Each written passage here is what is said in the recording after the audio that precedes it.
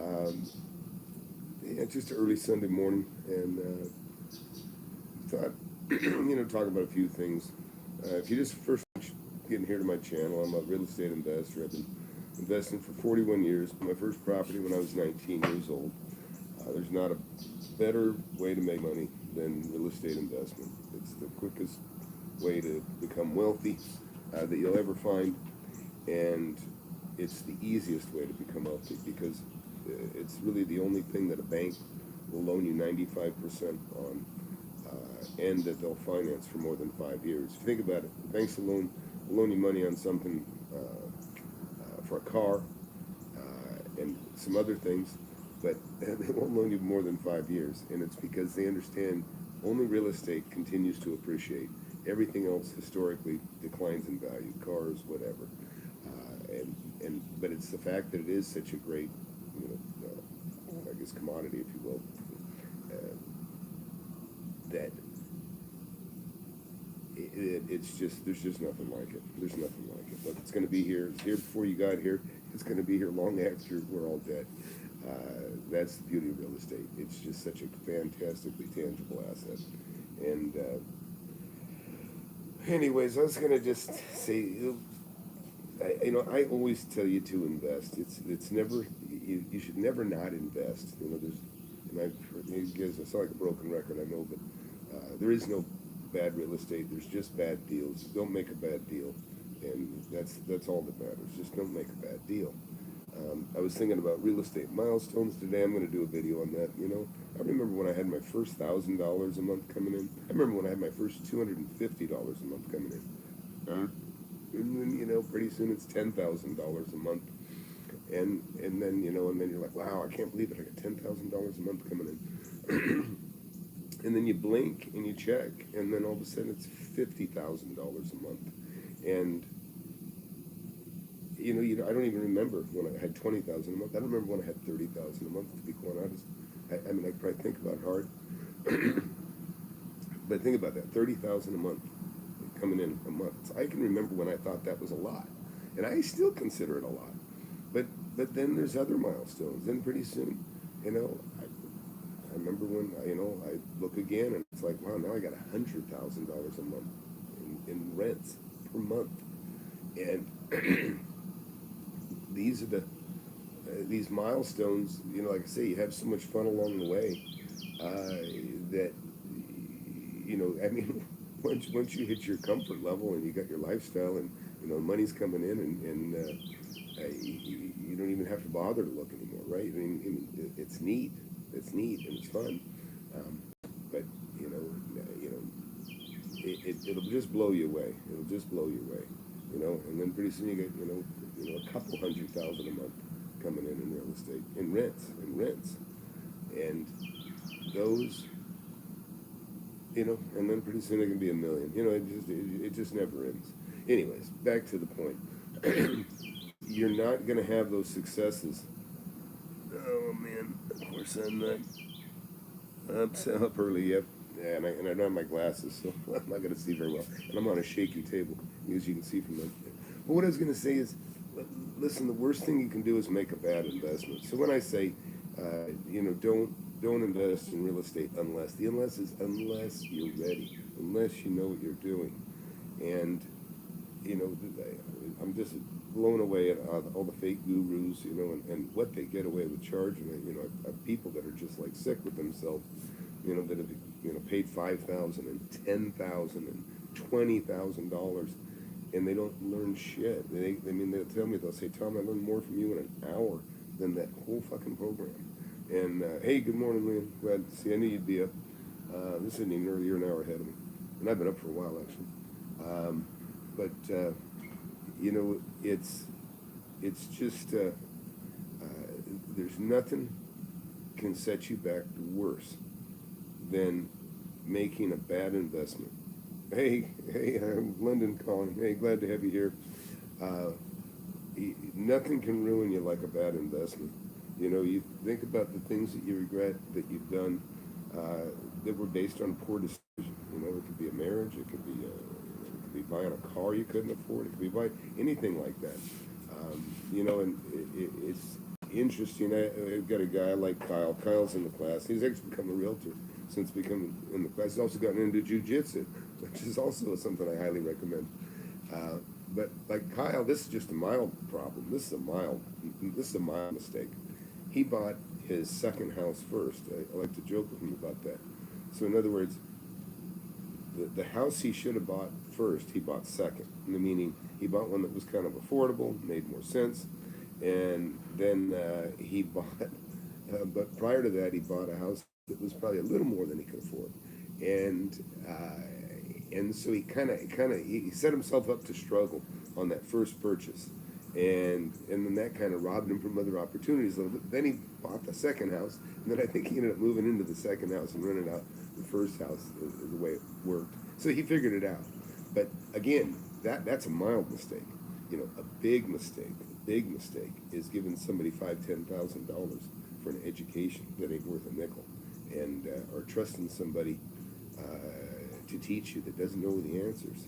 There's a lot of false, phony baloney guys out there that they're car salesmen, and they're selling cars, and then they're selling a real estate course, and then now they're selling franchises. It's just they're a salesman. They just look at a course as just a package, just another car, and really it's something you can't do without experience. And so, like I say, God, if you just seen the emails and the stories and the people I've talked to, you can just say they're just mad at themselves. And I understand it. We all make mistakes, and we all are mad at ourselves for one thing or another. But real estate is my subject, my topic, and it's just vital that you take time. Liam's made a mistake. We've all made a mistake. We've talked about here and there, and in real estate, and he's in the class as well in mentorship. But you learn from it and you move on. The main thing is that you win more than you lose. But you don't want to start off with a loser. You want to start off with a winner. Okay, start off with a winner. And look, I buy land. Land is, I've made a lot of money on land. And more recently, I bought a piece of land here for $2.5 million, and just a raw piece of land. It's not making any money. I got some plans to turn it into making money without having to build too much, and I'll be sharing that with the class before long.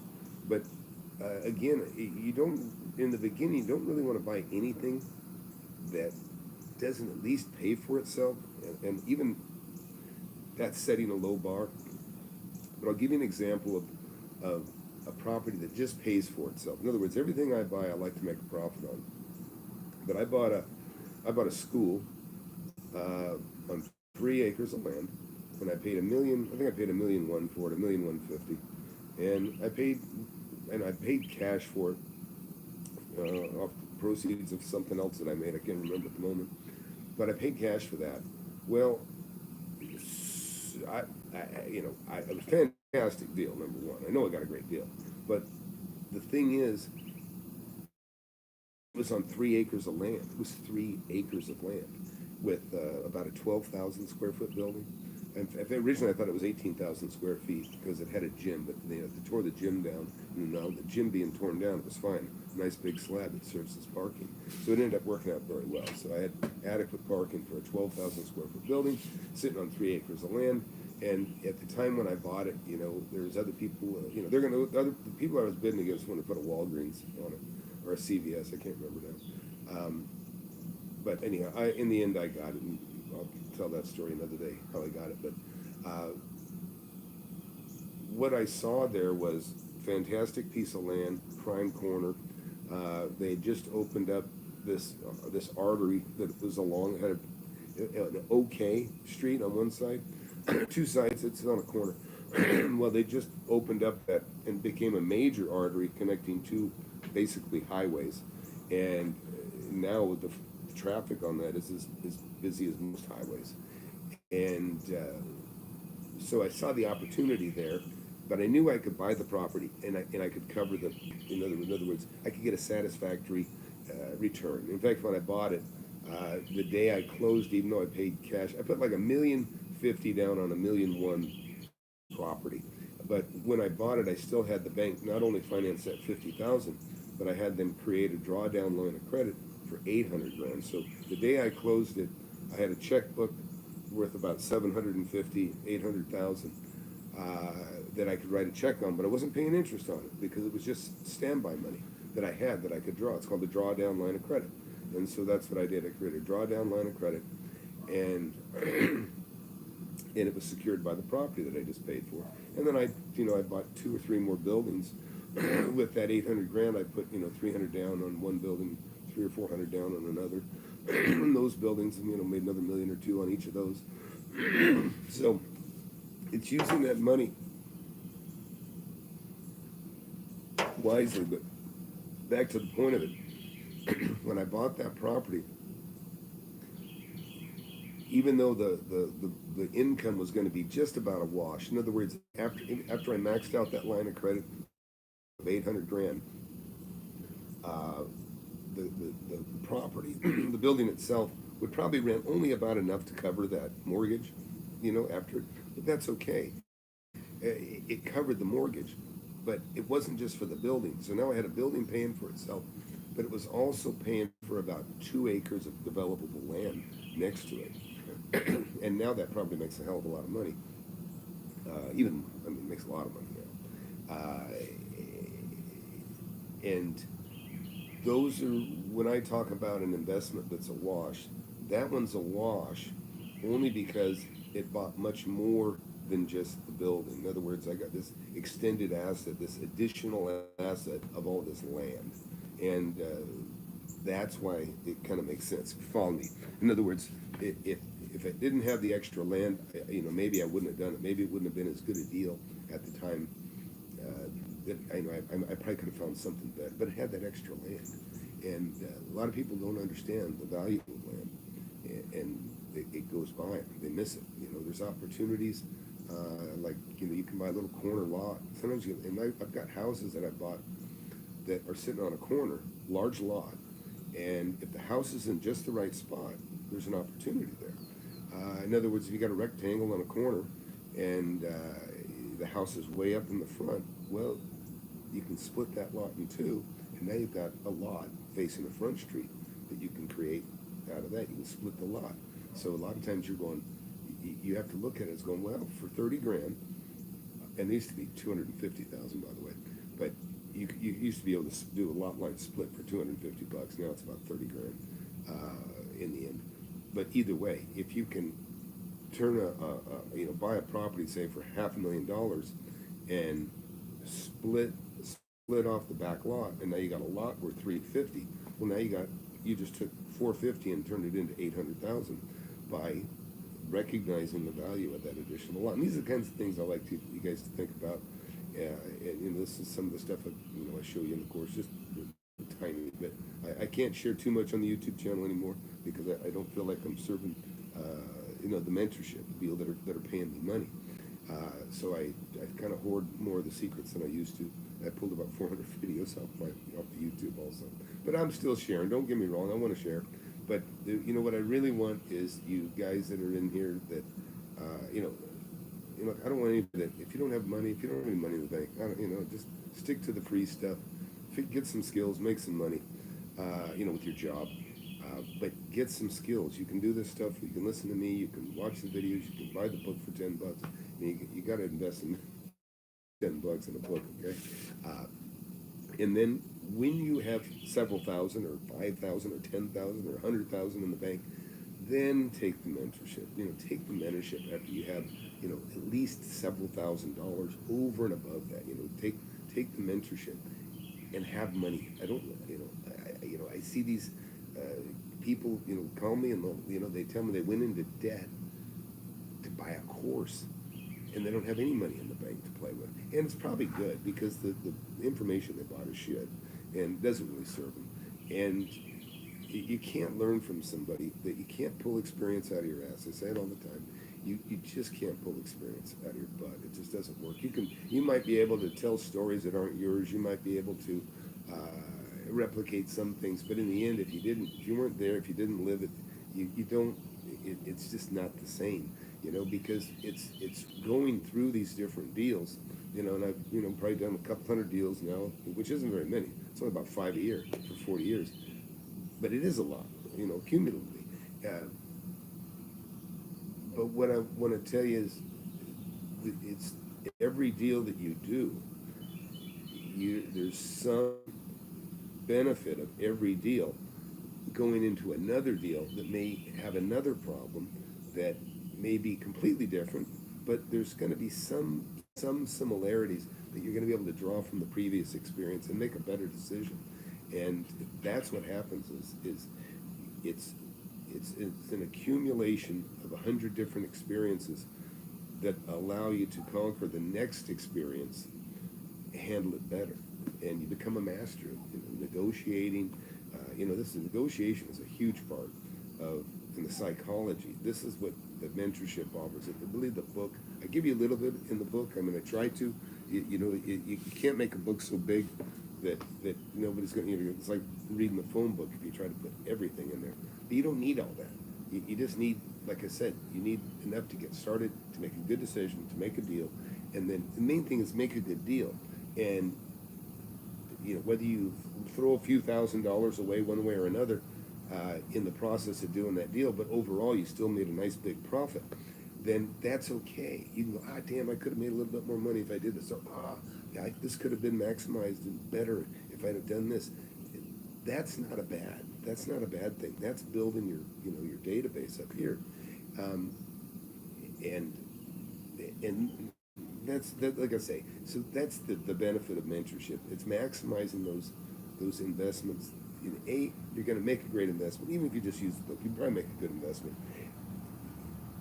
But with the mentorship, you've got a lifeline. You got somebody to call and ask and talk to. And, almost every week I do a Saturday Zoom. I try to do it. I try to keep it under 2 hours. Never happens. Never happens. And I don't mind. It just all of a sudden time flies. It's 3 hours, 4 hours. I've done a 5-hour one before on Saturdays. And it's because there's that much activity. There's that much to talk about. There's so much to talk about. You can never ending.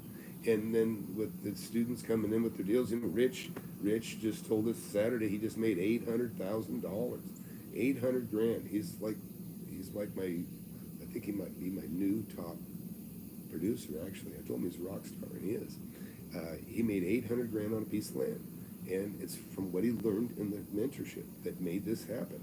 And he did it, but he wouldn't have done it without some help, and that's what's so damn cool. And I'll be interviewing Rich here before long, but he's just one. Herbert made $100,000, and in fact, I forget. It's the mistakes. Let's see, Liam's great. He's in the class here too. It's the mistakes that you learn from that are invaluable. Yeah. Thanks. Tom's seen it all. He says, "Yeah, I hope I've seen it all. I've seen enough that I listen. That's what I'm saying is." You when you've made enough mistakes or you've beat enough things out, and I've had some brutal dealings, and that can mean a lot. I know, and it does mean a lot. But you learn from it. You learn things to avoid. You'll quickly see what somebody thinks is an opportunity, and you'll shake your head and you go, "Nah, don't do it." And you immediately know, don't do it. You immediately know, don't do it. And they're like, "Well, why not?" And then and then. And then you start to say, well, look, and then all of a sudden it's like, oh yeah, this is a terrible idea. Those are the kinds of things that are important.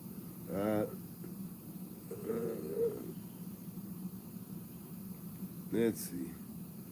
JC, I am looking for a deal on LoopNet.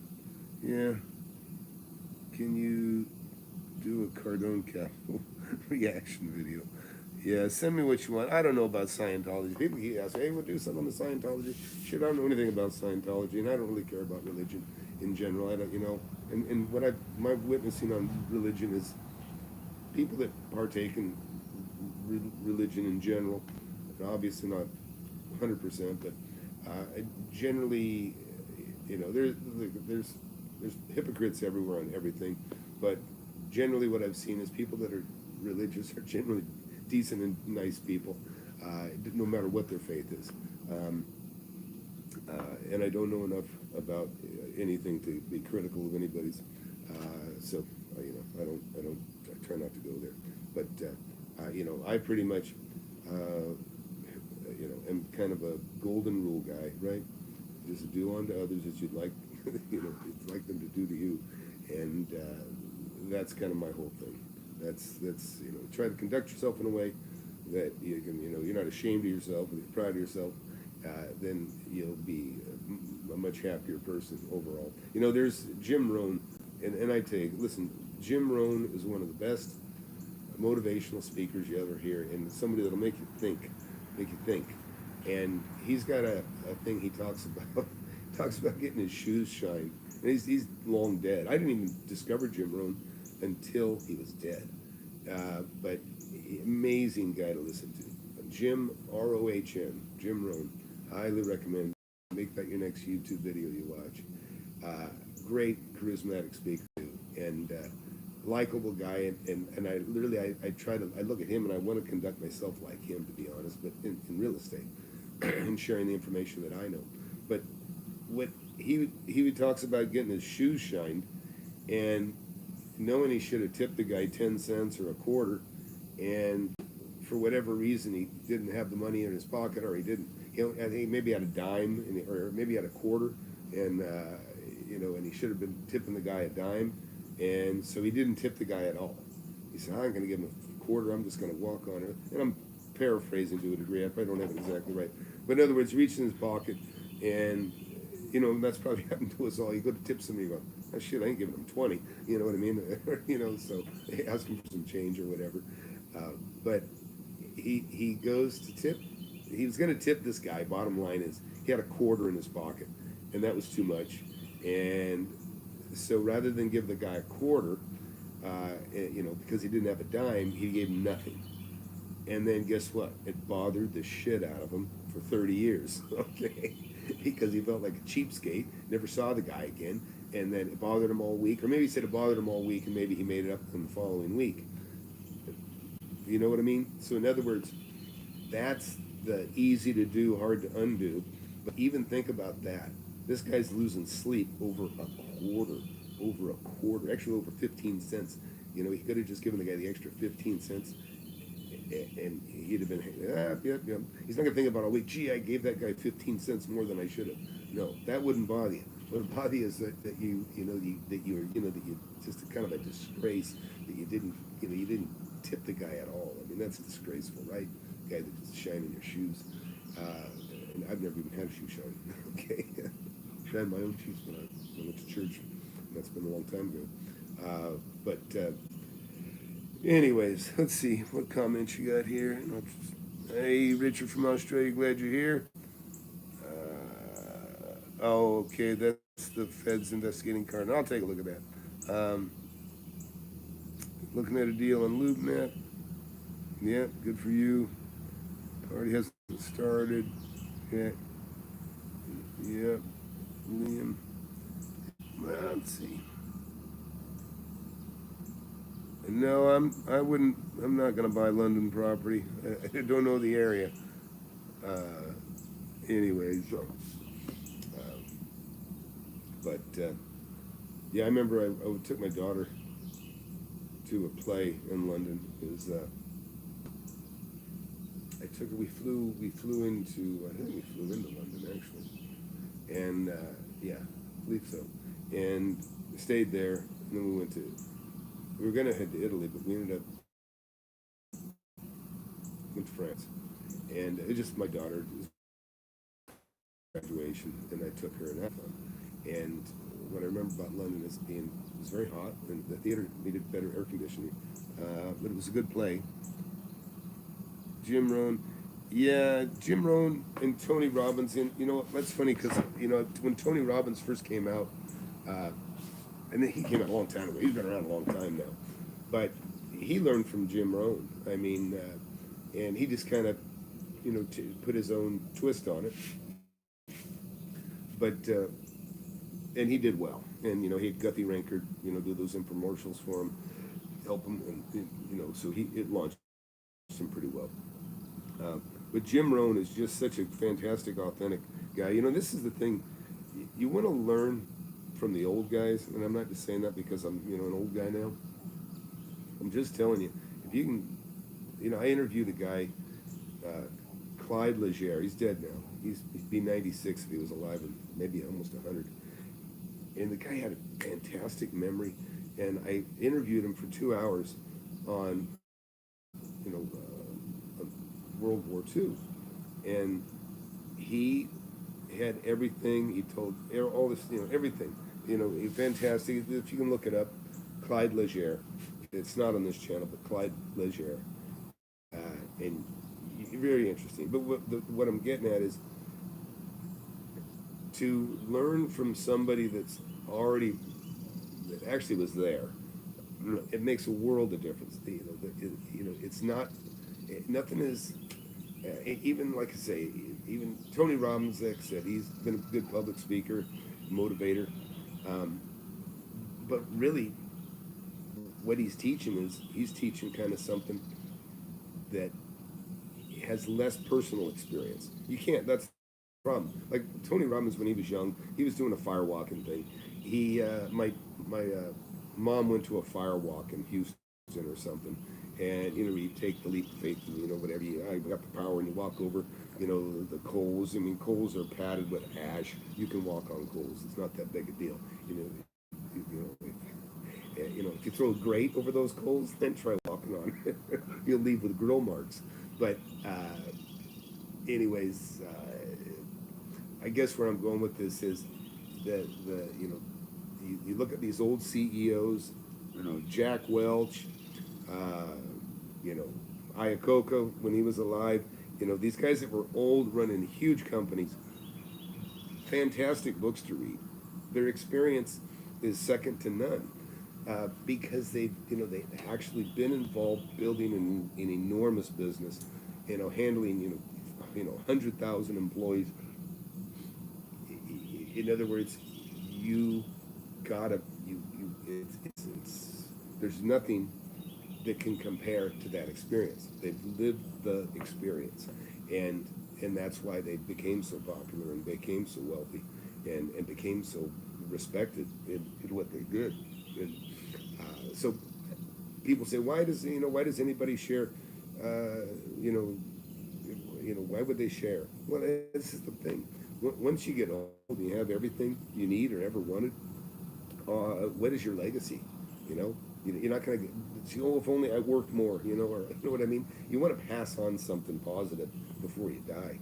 And like I say, I want my legacy to be that, that I want to be thought of fondly, and that I helped as many people as I possibly could to make money and avoid the mistakes that I know that are out there. Not everybody's as smart as the other guy, and plenty of people out there take advantage of other people. I mean, I certainly could take advantage of a lot of people, and I've had a lot of opportunity in my life to do so, and sometimes I've done a few things, I'm not particularly proud of, I guess, but the thing is the more money you have, like I say, I can even understand somebody stealing for their family, right? Stealing to feed your family, not something I've ever had to face with doing, but people compromise their values when they need money, and it's just important to, like I say, it's easy to take the high road when you have money. That's the bottom line. It really is. It's easy to take the high road when you have money. So, I just want everybody to make money. Anyways, I got to go get some breakfast. I appreciate you guys hanging out with me this morning for a little bit.